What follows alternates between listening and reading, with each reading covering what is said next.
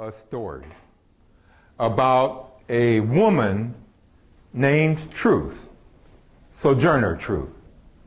She was born Isabella Baumfree in 1797 or thereabouts. Her exact date of birth is subject to many doubts. You see, she was born into captivity. Her situation was called American slavery. James and Betsy were her father and mother, but as to the head of the house, they looked to another. Colonel Ardenburgh was their Low Dutch master. Later, it was his son Charles who said, "Work faster." She had 12 brothers and sisters, but she knew them not. Her family was separated on an auction block. From master to master, black families were sold like cattle. And so Isabella Baumfree, Belle, was sent by God to do battle against a peculiar institution where people were chattel. But first, Charles Ardenburgh sold Belle to John Neely, who sold her to Martin Scriver, who sold her to John Dumont. She slaved for him for 16 years and met his every want. Belle was taller and stronger than most men.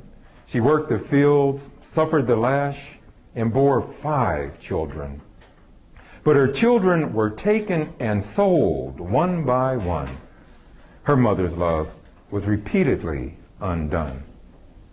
Then in 1827, Belle ushered in a brand new day. She escaped to freedom. She ran away. A Quaker family, the Van Wagenens, provided a place to stay. It was there that she had her epiphany, her message from God. From that day forward, she gave him the nod.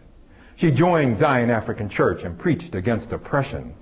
Freedom for her people became her lifelong obsession. Then in 1843, when Belle was 45, her relationship with God really came alive. She changed her name to Sojourner Truth, and she traveled up and down the land. Her mission was to give God a helping hand. Her oratory was strong, incisive, and often witty. She preached in churches and on the streets of New York City. She moved to Massachusetts, always practicing what she preached. Social reform and self-determination is what she came to teach.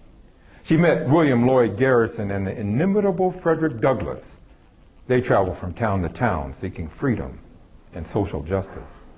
As an orator, Sojourner was unparalleled in stirring your emotions and telling the truth. She especially excelled. She would often begin her talks something like this: "Children, I talks to God and God talks to me." She wanted women to vote and for blacks to be free. She became so famous, people asked for the story of her life. They thought that spreading her healing words would help make America right.